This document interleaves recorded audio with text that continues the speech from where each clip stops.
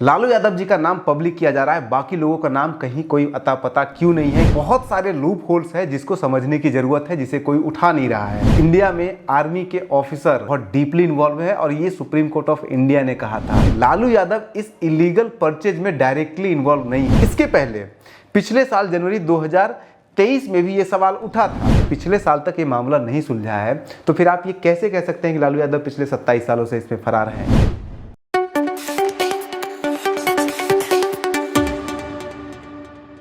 लोकसभा चुनाव 2024 के ठीक बीचों बीच लालू प्रसाद यादव, आरजेडी सुप्रीमो लालू प्रसाद यादव के खिलाफ एक और केस खोल दिया गया है। उन्हें फरार घोषित कर दिया गया है और ये केस है मध्य प्रदेश के ग्वालियर कोर्ट से।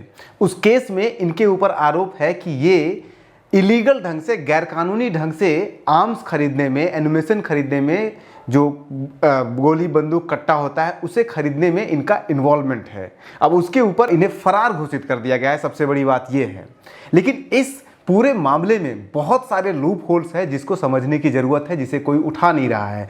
आज हम एक एक करके उन सारे लूप होल्स को स्टडी करेंगे। उसमें दो तीन सवाल जो बन रहे हैं। सबसे पहला जो ये बात कहा जा रहा है कि ये 26-27 साल पुराना केस है। 1995, 96, 97 में ये परचेज किया गया था ये पूरा का पूरा आर्म्स। लेकिन जो ये कहा जा रहा है कि लालू यादव 27 साल से फरार घोषित हैं, क्या ये सच है? और जैसे हम आपको बताएंगे पूरा एक एक करके टाइमलाइन से कि ये सच नहीं है।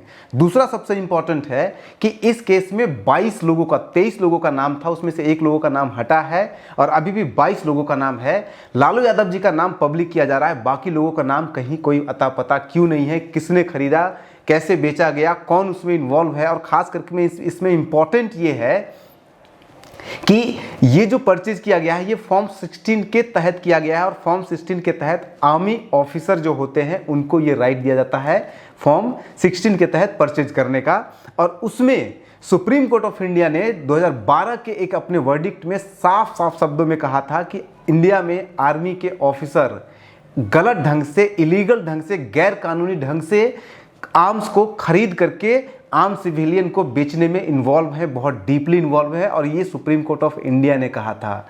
तो फिर क्या ये संभव नहीं है कि ये जो 22 लोग हैं, 22 में से 2 तो मर गए हैं, 6 के ऊपर अभी भी अभियुक्ति चल रहा है, वो लोग पकड़े गए हैं। ये जो 14 लोग हैं, जितने भी लोग इसमें बचे हुए 20 लोग हैं, उसमें से क्या कोई आर्मी ऑफिसर नहीं है? तो फिर उसका नाम क्यों नहीं रिवील किया जा रहा और उसमें जो लोग भी हैं सबका क्यों नहीं कहानी बताया जा रहा है?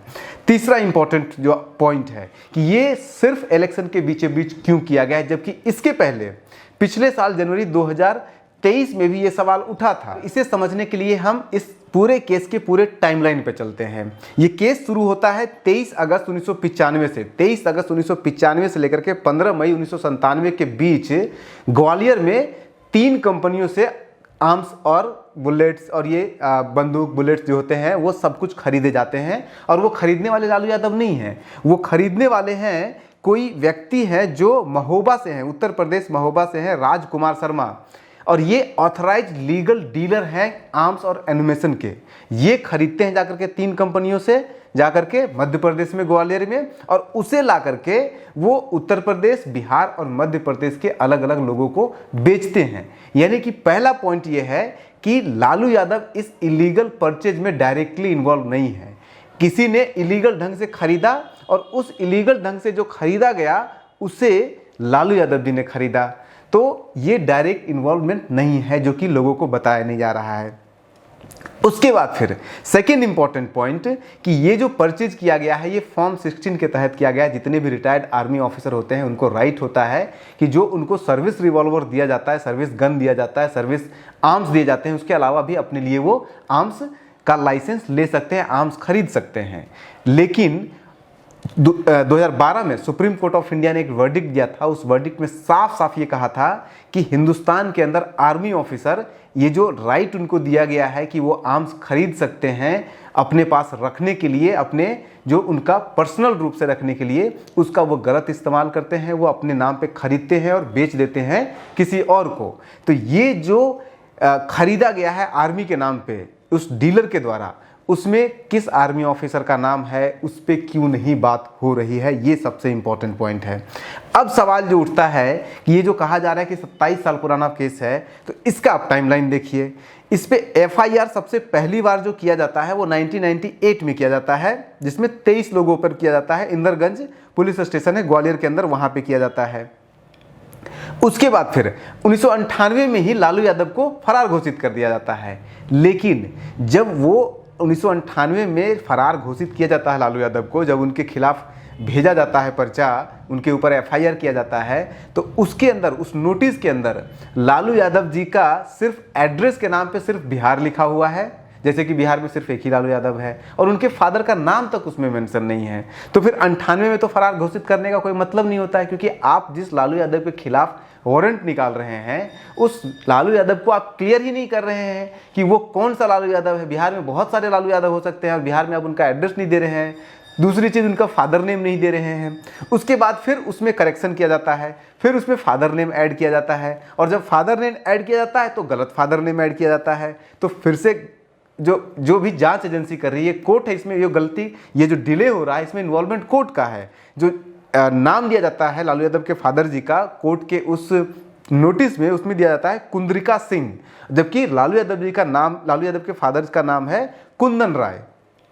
फिर से उसमें फिर चेंज किया जाता है, और फिर जाकर के उसमें लाया जाता है इनका नाम, लालू यादव जी के, इनके फादर का नाम क्लियर किया जाता है। और वो लास्ट ईयर तक ये काम चलते रहा। 2023 में जब जनवरी में हुआ है, तब तक ये कन्फ्यूजन बना हुआ है कि उनके फादर का रियल नेम क्या है। और उनके चूंकि जो डॉक्यूमेंट में, कोर्ट ने जो डॉक्यूमेंट इशू किया, पुलिस ने जो डॉक्यूमेंट इशू किया, उसमें गलत फादर का नाम दिया हुआ है। तो आप ये, जब पिछले साल तक ये मामला नहीं सुलझा है, तो फिर आप ये कैसे कह सकते हैं कि लालू यादव पिछले 27 सालों से इसमें फरार हैं।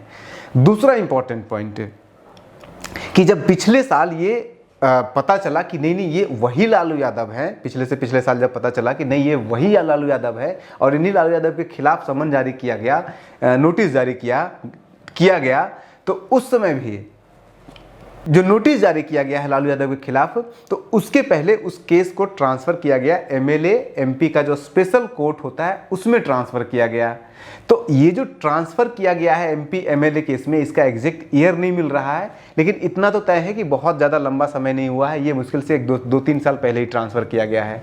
तो जब जिस कोर्ट में लीगल ढंग से लालू यादव जी के खिलाफ केस चलना है, उसने नोटिस जारी किया है 1 साल पहले, 1.5 साल पहले, तो फिर लालू यादव जी 26 साल से या 27 साल से फरार कैसे साबित हो गए। अब इसमें इंपॉर्टेंट पॉइंट और देखिए कि जब परचेज करने वाला है ये राजकुमार शर्मा, उसने परचेज करके गलत कागज दिया है राज शर्मा ने, परचेज किया है राज शर्मा ने, और उस राज शर्मा से खरीदा है लालू यादव जी ने। तो फिर खरीदने वाला व्यक्ति गलत इसमें इन्वॉल्वमेंट कैसे हो सकता है। हाँ, ये एक हो सकता है कि ये गवाही बन सकते हैं लालू यादव जी उसमें, लेकिन खरीदने वाला व्यक्ति अगर जानबूझ के वो नहीं खरीद रहा है, अगर जो खरीदने वाला जो आदमी डीलर है, अगर वो डॉक्यूमेंट गलत लेकर के अगर वो खरीद रहा है कोई सामान, तो फिर वो व्यक्ति जो उस डीलर से खरीद रहा है वो कैसे गलत हो गया। ये जांच का विषय है, सब जुडिशियस मामला है, इस पे बहुत ज़्यादा टिप्पणी करना मुश्किल है, लेकिन ये तो क्लियर है कि इस पूरे मामले में बहुत सारे लिटिगेंसीज दिख रहे हैं, जिसके ऊपर और ये पॉलिटिकली मोटिवेटेड भी दिख रहा है, क्योंकि इलेक्शन के बीच में हो रहा है, और ये सारे ग्लिचेज जो है इस केस में, उस ग्लिचेज को एड्रेस नहीं किया जा रहा है। आखिर वो 14 लोग जो फरार हैं, उनके नाम कौन है, क्या वो क्लियरिटी, सिर्फ लालू यादव का नाम क्यों रिवील किया जा रहा है, पब्लिक किया गया है, बाकी का नाम क्यों नहीं पब्लिक किया गया है। इसमें 6 लोग ऑलरेडी अरेस्ट किए जा चुके हैं, 2 लोग डेड हो चुके हैं, इन सभी का नाम क्यों नहीं पब्लिक किया जा रहा है। तो ये सारे सवाल जो इस केस पे बनते हैं, इसे उठना चाहिए, और उसके बाद इसके ऊपर कोई बात हो सकती है। बने रहिए न्यूज़ हंटर के साथ, हम खबर के पीछे की खबर दिखाते हैं, सिर्फ खबरें नहीं दिखाते हैं जैसा कि बाकी लोग करते हैं। बने रहिए न्यूज़ हंटर के साथ। नमस्कार।